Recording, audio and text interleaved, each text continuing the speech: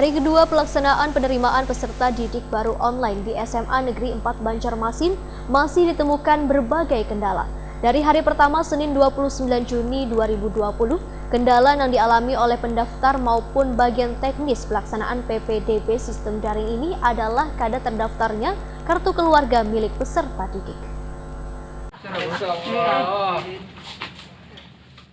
Hari kedua pelaksanaan penerimaan peserta didik baru atau PPDB online di SMA Negeri 4 Banjarmasin masih ditemukan berbagai kendala. Dari hari pertama Senin 29 Juni 2020, kendala yang dialami oleh pendaftar maupun bagian teknis pelaksanaan PPDB sistem daring ini adalah kada terdaftarnya kartu keluarga milik peserta didik. Kepala SMA Negeri 4 Banjarmasin Tumiran Wetakuni Prima TV Baisukan Selasa 30 Juni 2020 mengaku berupaya agar peserta didik baru yang ingin bersekolah mendaftar di SMA Negeri 4 Banjarmasin bisa berjalan baik. Mengenai adanya kendala kada sinkronnya data peserta didik dengan yang ada di shelter, Tumiran meminta kepada kuitan peserta didik untuk menanyakan langsung kepada pihak teknisi pelayanan PPDB melalui telepon atau WhatsApp yang telah tersedia di website. Jika kuitan siswa memaksa datang ke sekolah untuk mempertanyakan masalah tersebut, pihaknya akan melayani. Mengingat di tengah pandemi virus corona ini, maka harus bersama-sama menjaga dan mematuhi protokol kesehatan.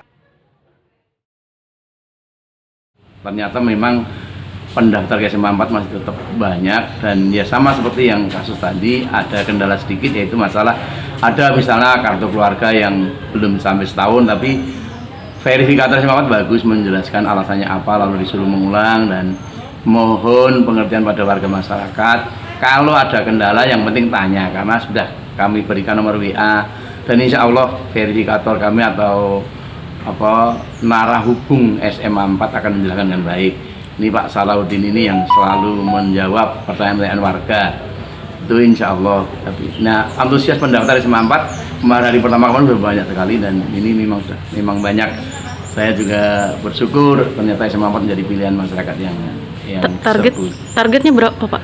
Kalau target tidak, tapi memang kuota jatah dari pemerintah. SMA 4 ini tahun ini ada 7 rombel.